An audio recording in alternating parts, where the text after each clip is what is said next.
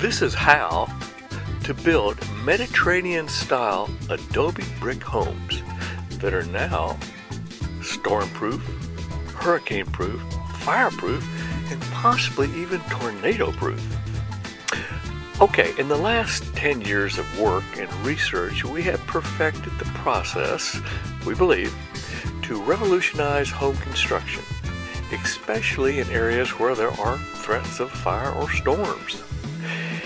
Now here is where it all started, building traditional straw bale homes and buying a large advanced stucco spray-on plaster machine, and then researching all the additives from plastic cements to ash and volcanic pumice to recycled kitchen plastics and styrofoam bits for the proper use of recycled materials in making what turned out to be a 36,000 pound compression strength plaster concrete. Now remember, when people think of concrete, they think of mixing Portland cement as the binder with sand, gravel, and rocks, but this replaces all of that, except for the Portland.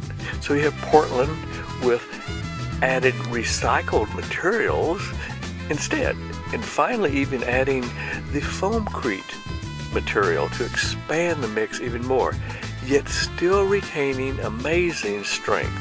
So here is where it all started with our Candio TV program. Good evening, I'm Brian Levitan. Sir Richard Branson and Al Gore are putting up $25 million for a new science and technology prize. The Virgin Earth Project will award the money to an individual or group who can demonstrate a commercially viable design that results in the net removal of waste. The removal must have long-term effects and must contribute to the stability of the Earth's climate. An Ellensburg man thinks he's found a way to win that prize. KDO's Connor Powell spent the day with him, and he joins us now live in the studio with more. Connor. Well, Brian, every day tons of styrofoam like this is thrown away. Engineers and scientists know that concrete and styrofoam, when mixed, form a strong, lightweight material. But no one has ever tried a mass program of collecting and recycling styrofoam to feed that mixture. That is until now.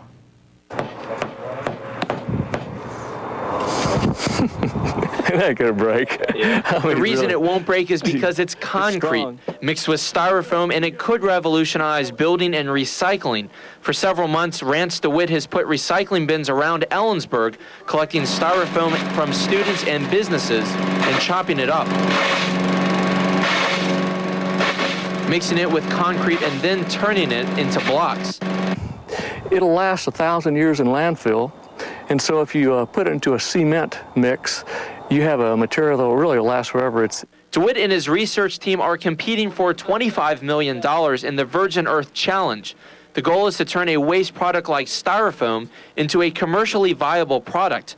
The thermal cement blocks can be made as strong as regular cinder blocks and are waterproof, a great insulator, and fire retardant. And it could save an enormous amount in energy costs and reduce waste in landfills. Well, I call this white gold. DeWitt hopes to expand his white gold recycling program to all of Washington and then across the country.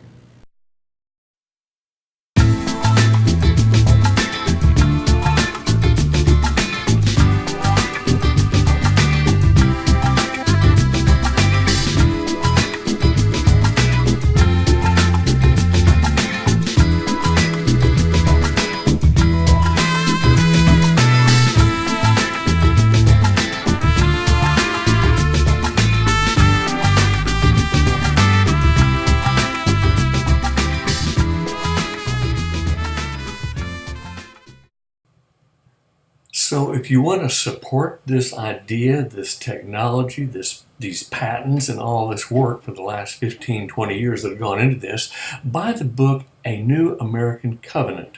It originally was going to be in English, Spanish, and Mandarin to reach out to all those Southeast Asian countries too that are polluting the world beyond description. But we did it first in English and Spanish for Central and South America. So if you like the idea of putting this technology to work, using the styrofoam and plastic in a great aircrete super concrete plaster, that maybe we can get the Chinese to kind of work with Japan to build a great wall of insulation around Fukushima and save the Pacific Ocean.